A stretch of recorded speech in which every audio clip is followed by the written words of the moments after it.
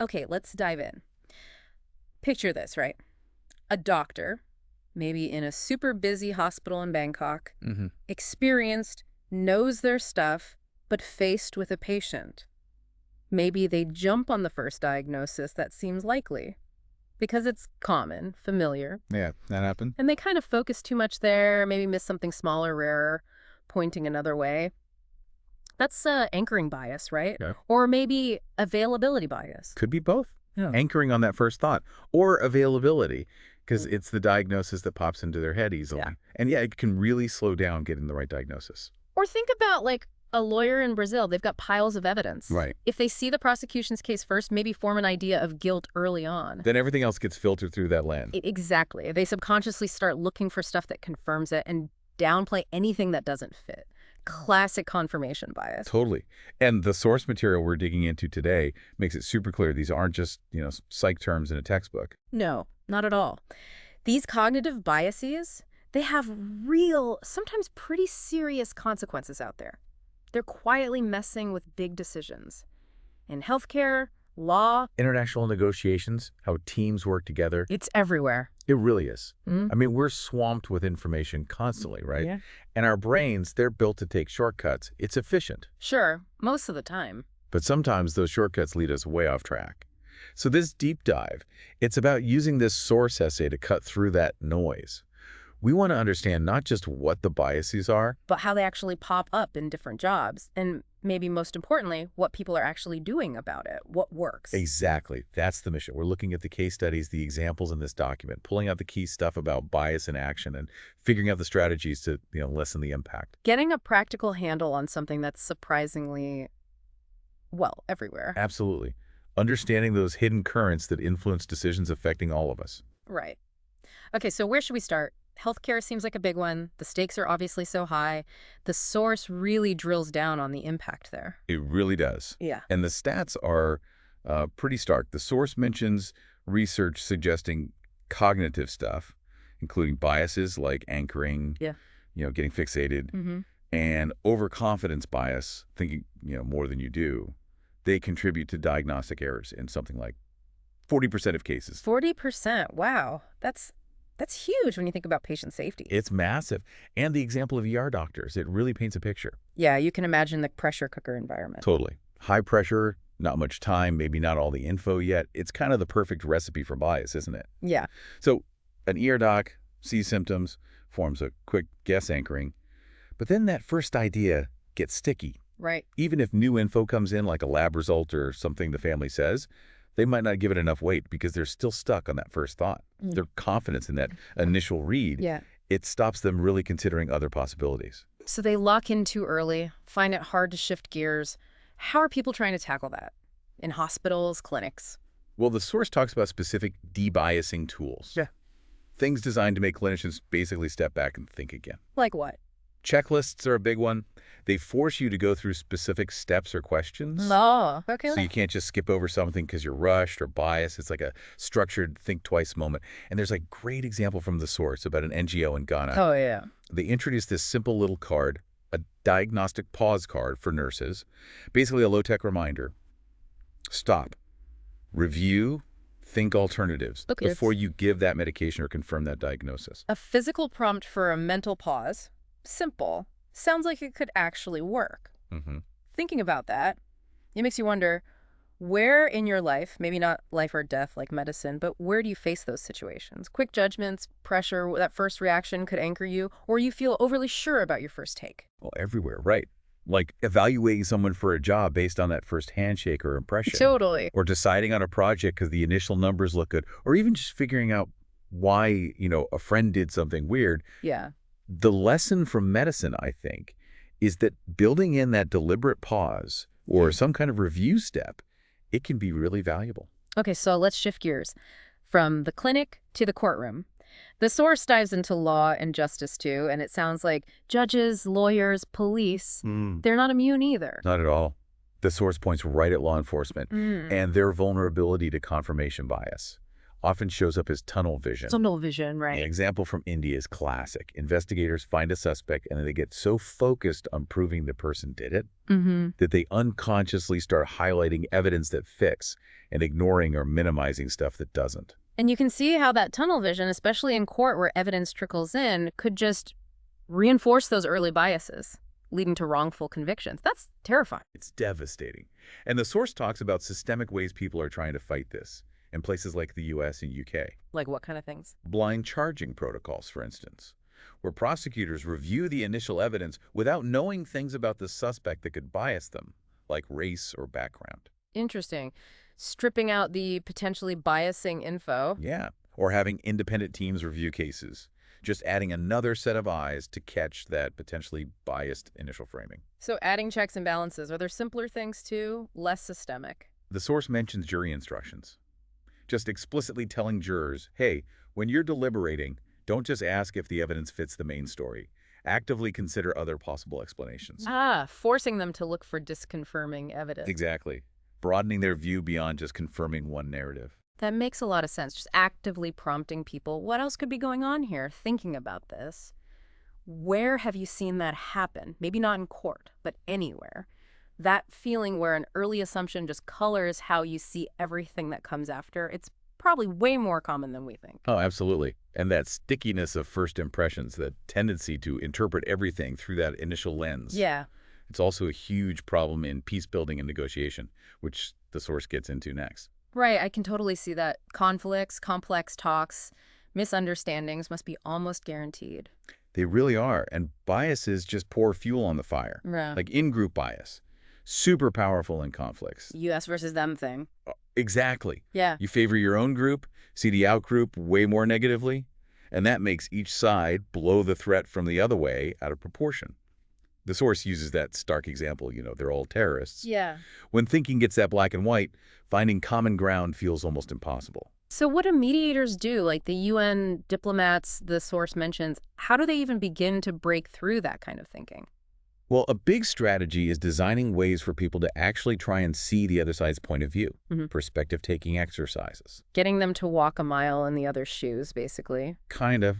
Or at least acknowledge the other side's reality, their fears, what's driving them. It starts to chip away at those rigid perceptions.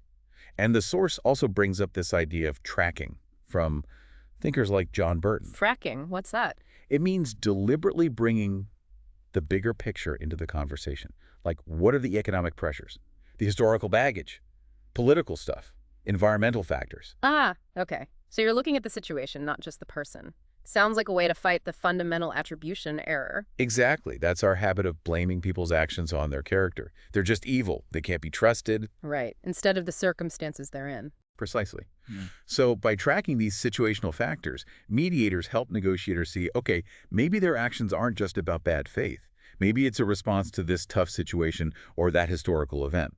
The source mentions workshops, like in Rwanda and Northern Ireland, specifically training leaders to spot these thinking errors in themselves and in others. That sounds like incredibly important work. It makes you think, even in our own lives, right? Not international conflicts, but just disagreements with colleagues, family. How often do assumptions about the other person's fixed motives, usually negative ones, just make things escalate? All the time. It's a powerful thing to recognize, even on that smaller scale. Definitely. And these biases, the interpersonal stuff, the group stuff, it gets even trickier when you mix in different cultural backgrounds, right? Which the source covers with cross-cultural teams. For sure. Global teams are the norm now, but yeah, they bring a whole new layer of potential assumption clashes. The source uses Edward Hall's ideas, like polychronic versus monochronic time. Okay. Refresh my memory on those. Sure. So someone from a more polychronic culture might juggle multiple things, see schedules as flexible, prioritize relationships over strict timing, where someone from a monochronic background usually prefers one thing at a time, really values punctuality, sees schedules as firm. Got it. So how does bias mess things up there? Well, the source gives this example. Imagine a Nigerian colleague, maybe more monochronic, sees their Indian colleague, maybe more polychronic, arrive late for a meeting. Okay. The Nigerian might instantly think, irresponsible, Disrespectful. That's the fundamental attribution error again, blaming character. Lazy, doesn't care. Instead of maybe considering a different cultural norm around time. Right. And meanwhile, the Indian colleague might see the Nigerian's focus on the clock as, like, cold or inflexible. Exactly. Hmm. Different norms get misinterpreted through that bias filter of my way is the right way. So what helps teams deal with that? Training in cultural humility is a big one mentioned. It's not about memorizing facts about every culture. No. No, it's more about developing an attitude. Being open, curious, willing to hit pause on your own assumptions. The source talks about an NGO in South Africa running these bias awareness seminars for their mixed teams. And what do they do in those? The key thing is getting people to actually identify and name their own initial stereotypes or assumptions when they interact with someone different. Like, actually say, whoa, I just assumed X because they're from Y. Kind of, yeah. Bringing those hidden thoughts out into the open, labeling them, talking about them honestly in a safe way. It's tough, probably uncomfortable, Sounds incredibly awkward, yeah. but super important for building real understanding and getting past those biased knee-jerk reactions. Okay, that's powerful. Yeah. Are there other tools the source mentions for diverse teams? Maybe stuff beyond just cultural differences? Yeah, the devil's advocate role, classic tool. Right, assigning someone to poke holes in the plan. Exactly. Their job is specifically to question things, find flaws, represent other viewpoints. It helps fight a bunch of biases at once. Groupthink, everyone nodding along. Confirmation bias, only looking for proof you're right. And false consensus bias, assuming everyone secretly agrees, even if they're quiet. I like that. Building in the challenge as part of the process. It forces you to defend your ideas better, too. Thinking about your own interactions. Different cultures at work, friends from different places, even just people who communicate differently. What assumptions do you catch yourself making based on their background or style? Worth pausing on that. It really is. And, Yeah. once we start spotting these biases in ourselves, in the world, we can actually move beyond just trying to dodge them. We can start using that awareness strategically. Like the source calls it applied leverage. Yep. Using what we know about bias proactively, ethically. Exactly. The source has some neat examples, like a UI/UX designer working on something for a global audience. Okay. They know about anchoring how that first design idea or cultural viewpoint can just take over. So maybe they deliberately start brainstorming by throwing out lots of really different perspectives and cultural norms right at the beginning. So they're not just being inclusive, they're kind of using anchoring in reverse to stop one view from dominating. Precisely. They're using the awareness of the bias to design a process that counters it. Or think about a teacher. They could use diverse examples in class, not just to be representative, but to actively chip away at stereotypes students might hold without even realizing it. Or a marketing team knowing about negativity bias. Right. That we tend to focus on the bad stuff more. So maybe they make a conscious effort to showcase a wider range of success stories, positive outcomes, to give a more balanced view. That's a really interesting shift. Instead of just trying to police your own brain, you're using the knowledge to design better systems or communications for others. Yeah, it moves from just self-correction to actively shaping the environment, which ties into another big strategy this source talks about, building meta-awareness, basically a defense radar. Awareness. Thinking about your thinking. That sounds hard. How do you even start doing that? It really starts with deliberately asking yourself why you think what you think.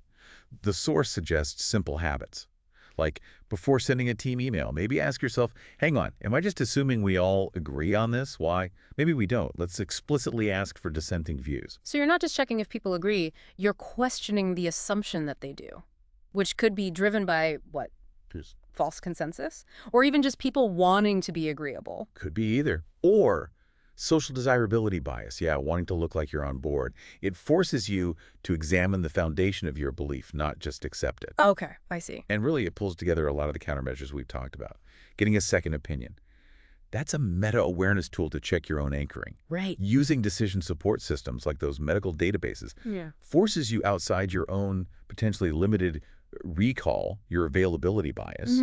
Those reframing techniques in negotiation, making you state the other side's case accurately before arguing yours. That's pure meta-awareness.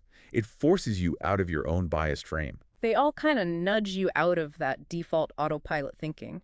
So for someone listening, what steps can you take? How do you start building that radar for your own biases? What's a simple question to ask yourself before a big decision? Yeah. It definitely takes conscious effort, doesn't it? And Yeah. practice. But even small, consistent checks can add up. Actually, the source gives a couple of practical exercises to help make this stick. Oh, exercises. Okay, I like practical. What's the first one? It's called the self-reflection exercise. Hmm. The idea is think about your job, your main role, maybe even just a big part of your life, and pinpoint one common bias that's likely to show up there. You obey. Well, if you're a manager, maybe it's that social desirability bias, again, when you ask for feedback. Are people just telling you nice things? Right. Are they biased towards keeping you happy or looking cooperative? Exactly. So the exercise is figure out a concrete plan to check for that specific bias in your world. For the manager, maybe it's anonymous surveys or setting up specific meetings where challenging ideas is the explicit goal, or maybe even doing periodic bias audits, looking back at decisions to see if patterns emerge. Got it. Identify your risk, design your defense. Super practical. What's the other exercise? The spot it in the wild assignment. Yeah. This one's about becoming an observer in the next week or so. Okay. Keep an eye out for real-world examples. Yeah. In the news, maybe, or a documentary, something you read, or just interactions you see. A medical story about a misdiagnosis, a legal case overturned, a business deal that fell apart, a clash between cultures at work. And then analyze it. Yep. Using what we've talked about, insights in the source, try to figure out what bias or biases might have been at play. Was it anchoring, confirmation bias, that fundamental attribution error? And then think about the countermeasures checklist, second opinions, perspective taking, devil's advocate. What could have potentially helped in that situation? Oh, I love that. It connects these, sometimes abstract ideas directly to stuff you actually see happening. Turns learning into watching and applying. It really helps it sink in, I think. Makes you much more tuned in to seeing biases in action. Not just out there, but hopefully, eventually, catching them more in your own thinking, too. So quite a journey we've taken through this source material, looking at how these cognitive biases just sort of sneak into so many different professional areas. Yeah, healthcare, law, peace building, global teams. It's pervasive. And we've dug into the specific real-world strategies based on the source that people are using to build defenses to lessen the impact. Right, from checklists and blind reviews to things like cultural humility training and just structured dissent. It seems really clear that just knowing about biases isn't enough, is it?